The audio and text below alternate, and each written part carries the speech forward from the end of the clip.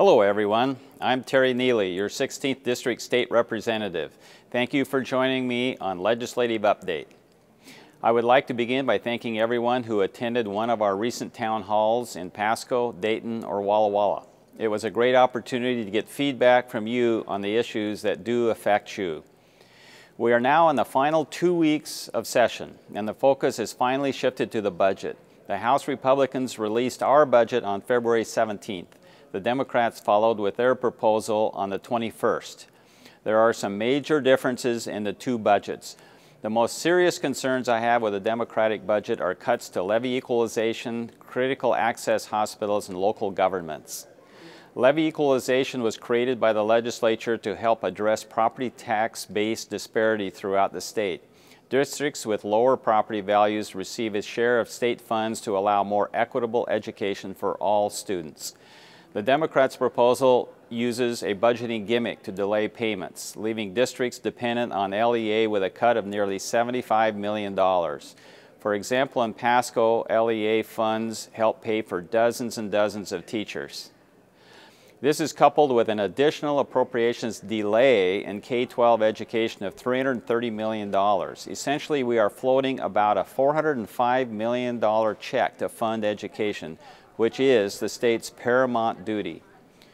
The Republican budget maintains all LEA funds and does not use any budget gimmicks. Funding education is an important investment in our future. Another concern is the cuts to Medicaid cost-based reimbursement for critical access hospitals. The Democrats' proposed budget slashes funding by more than $13 million. These cuts would impact our local communities. Dayton General Hospital, Lourdes Medical Center, and Prosser Memorial Hospital are all considered critical access hospitals. They provide not only primary care clinics, but 24-hour emergency care to individuals in rural and low-income areas. Our Republican budget fully funds the reimbursement rates for these hospitals. I will work with my fellow legislators as we negotiate through the budgeting process to ensure we are able to keep this crucial funding. Finally, I am worried about the effects of cuts to local governments.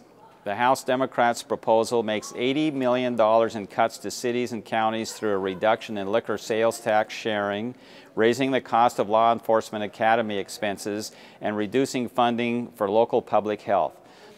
This puts an unnecessary burden on local governments while forcing them to raise taxes. My biggest frustration is the apparent lack of reform in the majority party's budget proposal. My fellow Republicans and I have worked hard to put together an all-priorities budget that reduces government spending in a responsible and sustainable way. We will continue to negotiate with the other side of the aisle for a budget which, 1, does not raise taxes on hardworking families, 2, fully funds levy equalization, 3, maintains funding for the critical access hospitals, and 4, limits the cuts to local government. We still have hopes of completing the budget process on time and finishing this session, as scheduled on March 8th. I can be reached at the number and email address on the bottom of this screen. If you have any questions or comments, your input is always appreciated. Again, thank you for joining me on Legislative Update. I'm your State Representative, Terry Nealey.